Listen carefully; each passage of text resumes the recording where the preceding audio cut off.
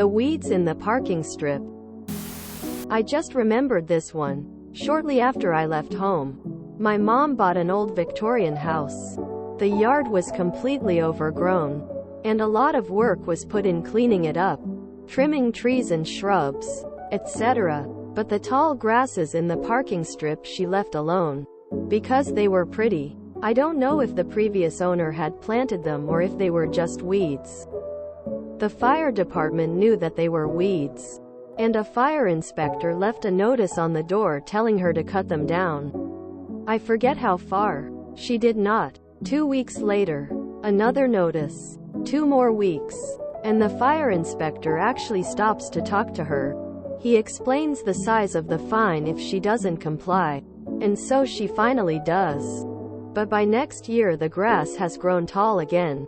So the whole story repeats, exactly like the previous year. Fire inspector was not happy. So mom did some research. It's true. City ordinance said grass and weeds had to be kept cut.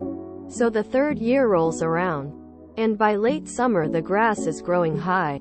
Fire inspector didn't even bother with the notices this time, and he was clearly peeved. Are we going to have to keep doing this every year? He asked. Mom smiled and said, "Oh, no. I've fixed it all now." And then she showed him the receipts and tags from the decorative grasses she'd bought at the garden store that spring, along with a copy of the pertinent city ordinance. You see, while the ordinance required weeds and grass lawn to be kept cropped, they permitted decorative plantings of any height. She lived in that house for several decades and never mowed the parking strip after that. ETA. A parking strip, in some parts of the U.S., is an unpaved strip between the sidewalk and the curb of the street, frequently covered in lawn grass, or planted with small shrubs. In my block most folks have a tree or two there. It's actually owned by the city, but the owners of the adjacent structures are required to provide the upkeep and are usually allowed to plant it as they wish. ETA 2. I'm absolutely fascinated by all the different names for this unpaved strip. The compliance was petty, but this is really interesting. In one of my etymological searches I decided to look up what weeds are officially. The answer is they don't officially exist. A weed is an unwanted plant, so if you are trying to grow dandelions and roses pop up, the roses are the weeds. If you're trying to breed thistle and a peach tree grows in there, the peach tree is the weed. So unless the law has a specific definition for what they call weeds and potentially names them, there isn't anything they can do, because if you wanted them there, they weren't weeds. Now what happened here is actually not that far from that, considering her playing the shell game did much the same, just with an added veracity. I'm from the US and have never heard the term parking strip in reference to that patch of ground. Why would it be a parking strip? We call this the swale. We call that bit of land the nature strip in Australia. The Wikipedia article for Road Verge has a long list of alternate names. What's a parking strip? Yes, this is the way. In my city we'd call the tall grasses in the easement a visual obstruction. The city will mow it if it reaches 18 inches 24, and fine you $200. There are way too many car crashes from people turning from side streets onto main roads without also having their vision of traffic.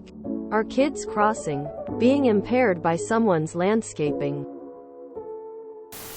Berm here. Called an easement here. The city will let you plant approved street trees on it, nothing that will get very tall. Never heard it called parking strip in my life. And in most cases it's owned by the resident, not the city. The resident grants an easement to the city for utility access, right-of-way access, etc. But title remains with the homeowner. Where I live it's called the tree belt. We call that strip of land the nature strip. Also, verge. From the description it's the verge in Western Australia. Might be differently named in other states. Also, being owned by the local gov, it's up to them to maintain it, not our problem.